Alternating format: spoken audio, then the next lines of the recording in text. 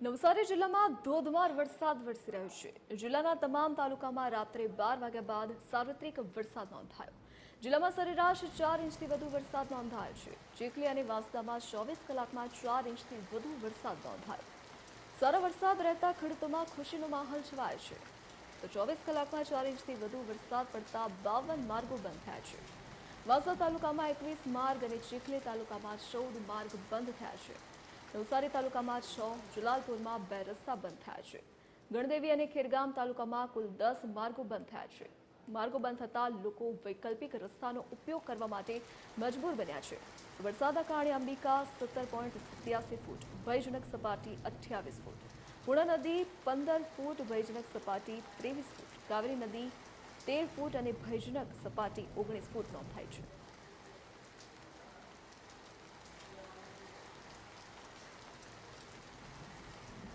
વધુ જાણકારી સાથે સંવાદદાતા પરિમલ મકવાણ આપણી સાથે નવસારીથી લાઈવ જોડાઈ ગયા છે। જી પરિમલ, હાલ નવસારીમાં વરસાદની શું સ્થિતિ છે અને ધોધમાર વરસાદને પગલે કયા કયા વિસ્તારોમાં પાણી ભરાઈ ગયા છે? ચોક્કસ જણાવી દઉં, નવસારી જિલ્લા સહિત ઉપરવાસમાં અવિરત વરસાદ થઈ રહ્યો છે।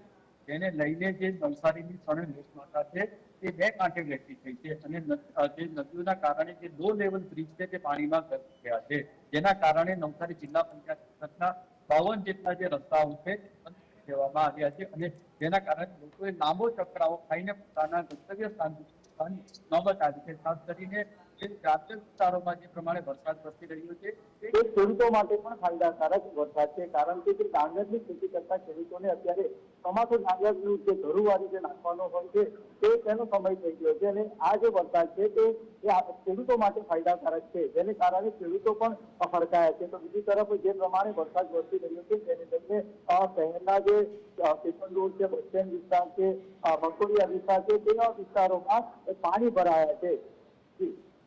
જી પરિમલ, વિગત સાથે જોડાવા બદલ આપનો આભાર। તો અત્યારે હાલ ધોધમાર વરસાદ વરસી રહ્યો છે અને તેના જ પગલે ઠેર ઠેર પાણી ભરાઈ જવાના દ્રશ્યો સામે આવ્યા છે, જેમાં પૂર્ણા નદીની ભયજનક સપાટી હવે 23 ફૂટથી દૂર છે। તો ધોધમાર વરસાદને પગલે હવે લોકો પણ હેરાન પરેશાન થઈ રહ્યા છે।